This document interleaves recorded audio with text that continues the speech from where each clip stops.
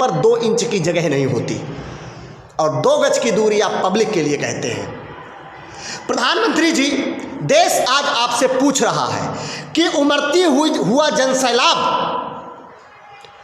हुआ जनसैलाब आपके चुनावों में 2-2, 2.5 लाख का होता है, जिसमें 1 इंच की जगह नहीं होती। और आज शाम को आप आते हैं 8 बजे, और भाइयों और बहनों 2 गज की दूरी, मास्क है जरूरी। तो क्या सारा कोरोना आम पब्लिक के लिए है, जहां चुनाव नहीं है? क्या जहां चुनाव होते हैं वहां कोरोना नहीं रहता? कोरोना को चुनावी रैलियों से डर लगता है, कोरोना को राजनेताओं से डर लगता है। आपने, प्रधानमंत्री जी, आपको बधाई हो, आपने किस प्रकार से कुटिल ना राजनीति करते हुए देश की अर्थव्यवस्था को चौपट कर दिया। आपको बधाई हो प्रधानमंत्री जी, आपने किस प्रकार से देश के शिक्षण संस्थानों को समाप्त कर दिया।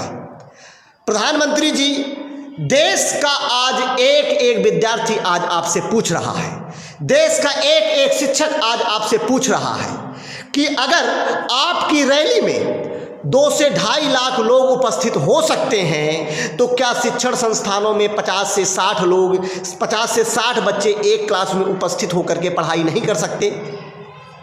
क्या सारा कोरोना स्कूलों में ही भरा पड़ा है? क्या सारा कोरोना केवल शैक्षणिक संस्थाओं में है?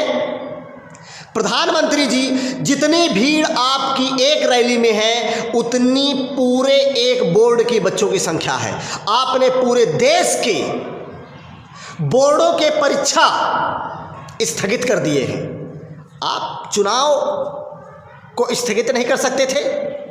जहां रोज हजारों लोग कोरोना से दम तोड़ रहे हैं, आपको अपने चुनाव की चिंता पड़ी है? आपको अपने सत्ता की चिंता पड़ी है?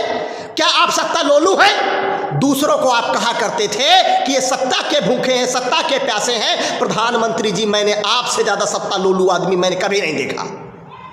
मुझे आप फांसी पे चढ़ा दो, कल जेल भेजना हो आज भेज दो, लेकिन प्रधानमंत्री जी, मैं वही कहूंगा जो सच है।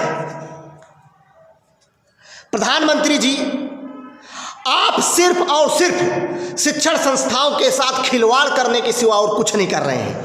पूरे 2 साल से पूरे देश का गार्जियंस सिर्फ और सिर्फ फीस भर रहा है, उसका बच्चा बिल्कुल भी पढ़ लिख नहीं रहा है। जो बच्चा पिछले साल 5वीं क्लास में था, आज वो फिर से 0 में आ गया है। और प्रधानमंत्री जी, आपने क्या विकास किया है कि 5वीं का बच्चा फिर से 0 में आके खड़ा हो गया है। अब जब उसकी पढ़ाई स्टार्ट होगी तो